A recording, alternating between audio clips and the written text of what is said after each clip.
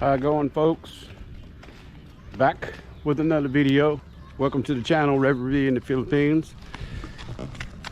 Going to do another video here for you. I got the crew with me. Okay. This person is Alexander. That's all he goes by. And there's Kobe Bryant. What the?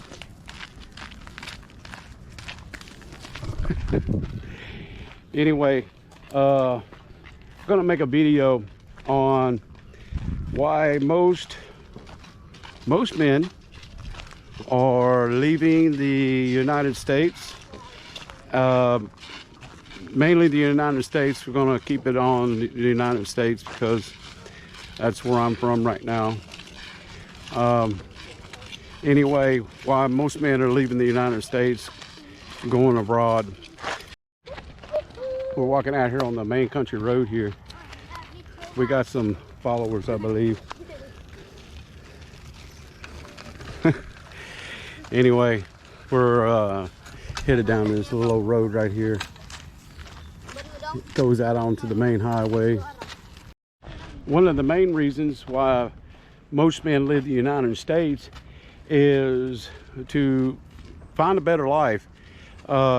Also is for financial reasons, because like in places like where I'm at in the Philippines, the US dollar goes way much further and you can live on it much better. As you may know, in the United States, it's quite expensive to live there.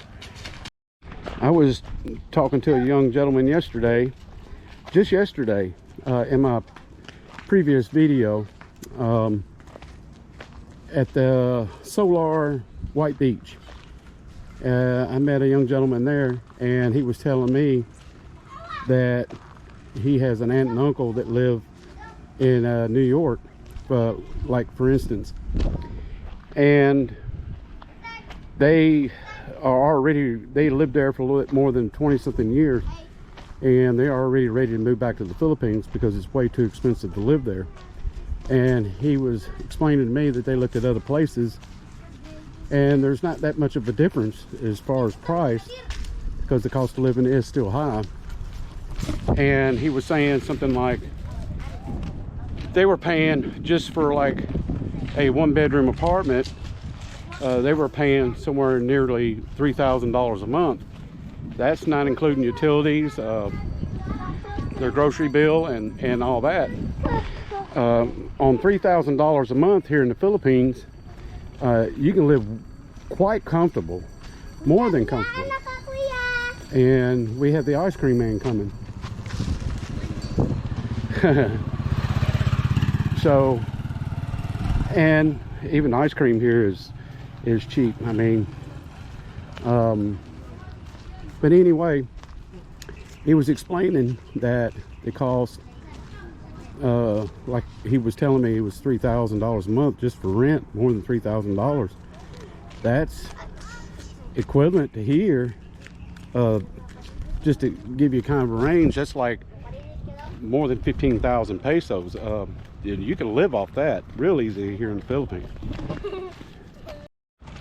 Back when I was living in the United States, I can give you kind of an idea. I was paying somewhere near $700 to $800 a month, just for a house, and it wasn't in the best neighborhood. It wasn't the best house. I guess they were one of those kind of landlords. They was just only in it for the money, I guess. He really didn't take care of the place.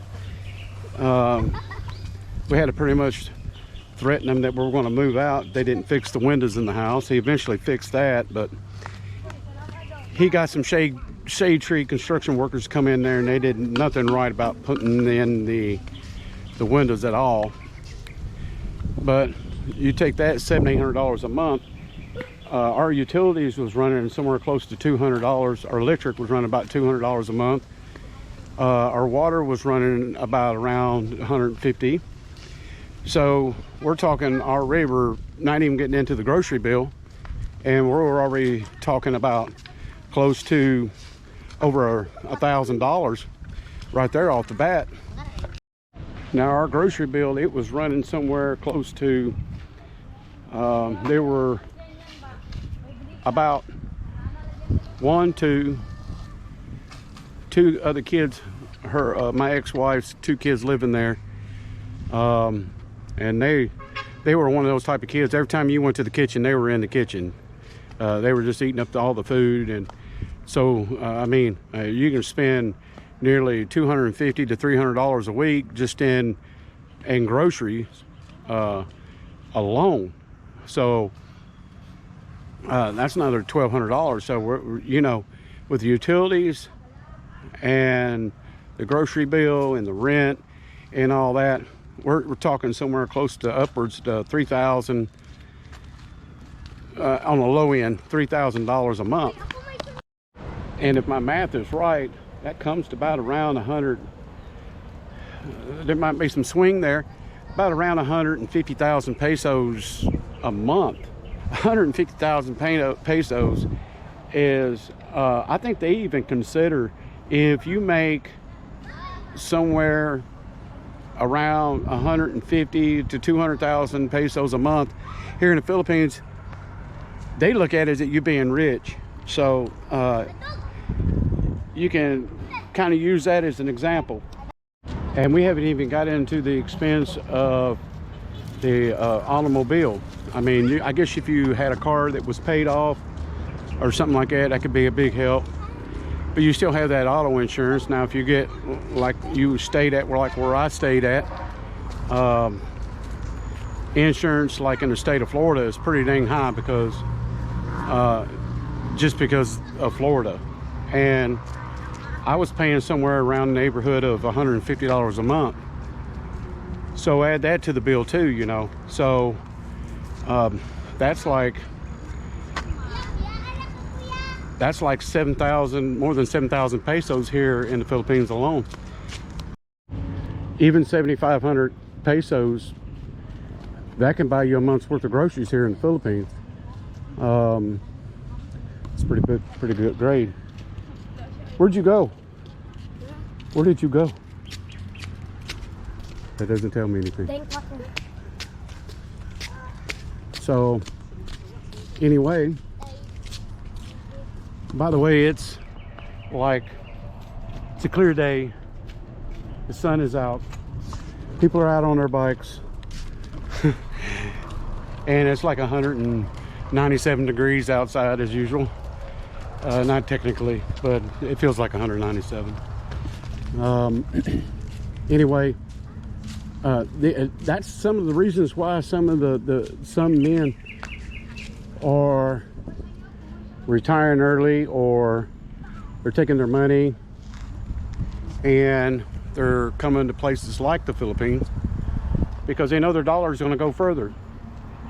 The whole point is come somewhere where you feel a little bit more comfortable financially, and you can easily do that here in the Philippines. I mean, there's some blogs out there, some programs that are saying things like, of course, these round tables, you know, that people sit around and wait for this guy to get by.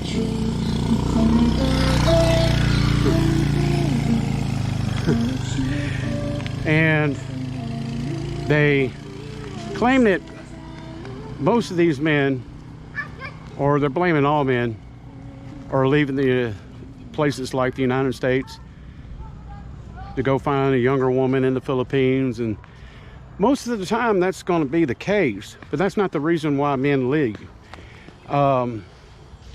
That's just a fraction of the reasons why they leave to go to the Philippines, such as the Philippines or Southeast Asia or wherever. But a lot of men, they do come here for the reasons of finding true love, because a lot of it is because maybe they're tired of past relationships, going through divorces, financial reasons, stuff like that. And you put it all together. I mean, finding somebody here like the Philippines is just a cherry on the top. Now, I did meet my wife here. I did kind of like you want to say I met her online and everything like that. It wasn't a dating site or anything like that. I kind of like ran up on her on Facebook, started a conversation, and it went from there. And me and her, we talked for about a year before I even came here to meet her for the first time. And I spent a month with her, and our relationship took off from there. So then I went back to the United States. I had these intentions of possibly moving her to the United States, and I felt like that was probably going to be a bad idea, because one of the reasons why I was going to leave the United States, or was thinking about the United States, is I was just tired of everything that's going on. We can get into the politics, we can get into the crime, we can get into the divide, financial reasons. You put all that together, I mean, it kind of helped me make my decision where I wanted to relocate. Now, I know this is probably gonna piss some people off, but here it goes anyway. Not saying all women, but most women, they have become less feminine, became more modern. A lot of these women have this way about them to where they, what's the best way to put it, they're more independent, which is okay. You can be independent. They say things like, I'm independent, I got my own job, I got my own car, I got my own house, and I don't need no man to take care of me. I don't need no man, so on, and it just, men don't like hearing that, because that's just the way it is. Men just don't like hearing that, because men want a woman to be more traditional, have family values, be more genuine, and not be so damn masculine. Most men want a feminine woman, you know, that's just the way it is. A lot of these women won't even date a guy that is, like, say, they got a particular type of guy they want. They want a guy that's making like 6 figures, 6 feet tall, and stuff like that.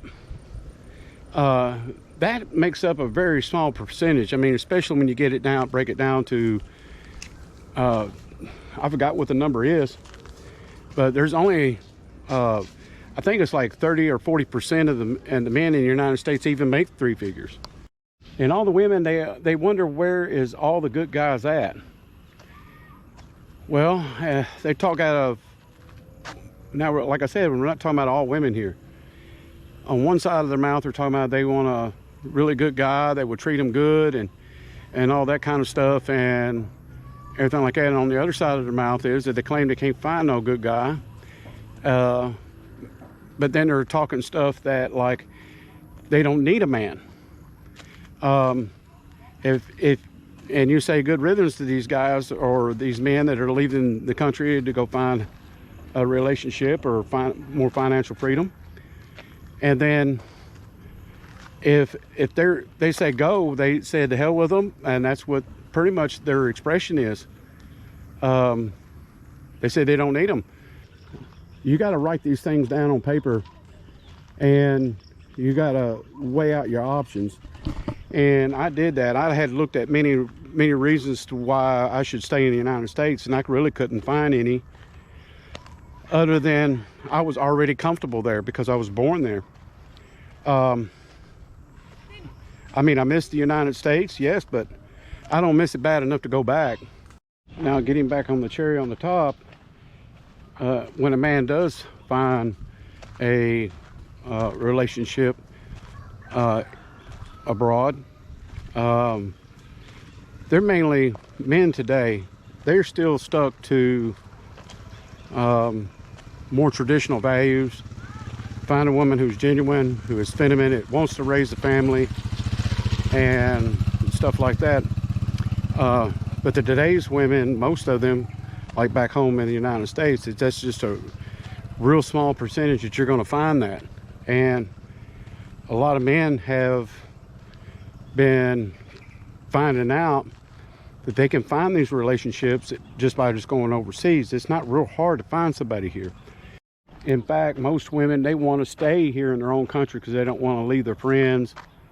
They don't want to leave their family here, because like Filipinas and Filipinos, they're very family type people. I mean, they stick together, and that's a good plus. My wife, she's very genuine. She's a very family person. She takes care of the kids. She takes care of the house. She's feminine too. She doesn't put all this metal in her face and have to do all that. She's beautiful in many ways, and that's what makes her genuine. So the true and real reason why most men leave is to find financial freedom, and if they're lonely and want a genuine relationship, they look for it here. They go abroad and find it, because you can't hardly find it back at home in the United States. You just can't find it. I mean, you're in that low percentage. So I'm not saying all. Like I said, I know I'm gonna get some haters on this, but you know, it is what it is. I know this is one of the reasons why I moved here, because my wife was here, and I weighed out my options. I found myself, I could live in a better place here. It's a beautiful country. Basically living on a tropical island, and you have all these other 7,000 other beautiful islands you can go to, and one of the most beautiful places on earth, and some of these beaches and everything. And then you put that together about being married to a beautiful Filipino, and I mean, what else more than you can ask for?